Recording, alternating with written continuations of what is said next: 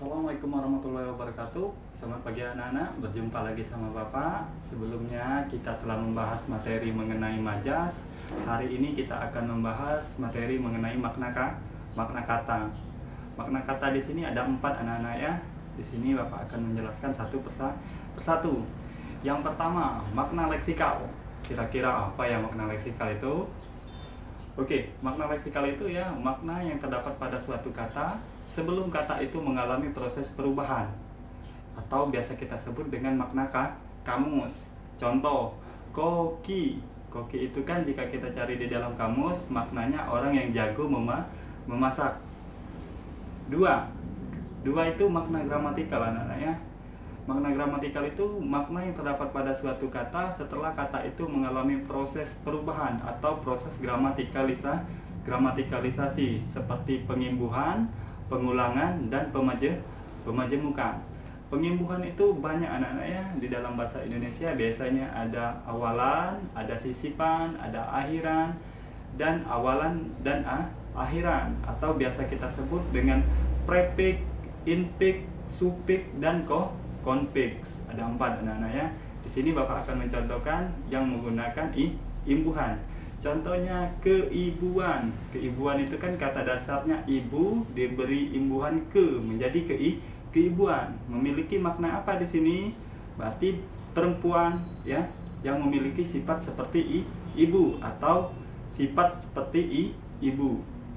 Lalu yang kedua, kata ulang. Kata ulang di sini misalnya ibu-ibu. Tadi kan kata dasarnya ibu diulangi menjadi ibu-ibu. Ibu-ibu di sini maknanya bisa jamak lebih dari satu atau perempuan yang sudah dewasa. Lalu yang ketiga, pemajemukan. Apa itu pemajemukan ya? Pemajemukan itu anak-anaknya gabungan 2 kata yang menimbulkan makna baru. Contoh, ibu guru ya. Lalu Bapak mencontohkan satu lagi, rumah sakit. Nah, di sini misalnya rumah kan maknanya memiliki makna tempat ya. Lalu sakit memiliki makna keadaan. Tapi jika digabungkan kedua kata ini menjadi rumah sakit, maknanya itu tempat orang berobat gitu ya. Lalu yang ketiga, makna denotasi. Makna denotasi itu makna yang sesuai dengan konsep asalnya, atau kita sebut dengan makna konseptual. Contoh, putih.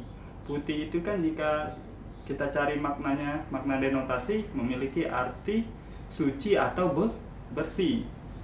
Lalu yang keempat, makna konotasi. Makna konotasi itu makna yang tidak sesuai dengan konsep asalnya, atau biasa kita sebut dengan makna kias. Contoh, hitam. Hitam itu kan bisa berarti sesuatu yang negatif atau sesuatu yang buruk. Di sini Bapak akan mencontohkan sebuah kalimat mana yang menunjukkan denotasi, mana yang menunjukkan konotasi. Misalnya, satu ya, contoh kalimat 1. Depi sedang duduk di meja hijau. Kita garis bawahi ya anak-anak ya, meja hijau.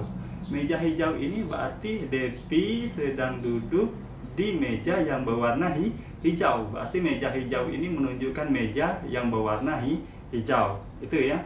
Lalu yang kedua misalnya kalimat 2, misalnya Budi sedang duduk di meja hijau. Di sini Budi sedang duduk di meja hijau. Kita garis bawah ya anak-anak ya, meja hijau. Meja hijau ini bisa berarti, jika kita ingin cari makna konotasinya, berarti Budi sedang duduk di bangku persidangan atau sedang menghadapi permasalahan hukum. Ya, berarti meja hijau yang pertama memiliki makna denotasi meja yang berwarna hijau. Lalu di kalimat kedua, meja hijau memiliki makna konotasi berarti sedang berhadapan dengan hukum atau bangku persidangan. Oke, anak-anak, demikianlah yang dapat Bapak sampaikan. Semoga materi yang Bapak sampaikan ini dapat berguna bagi kita semua. Baiklah, hanya itu yang dapat Bapak sampaikan. Akhir kata, wassalamualaikum warahmatullahi wabarakatuh.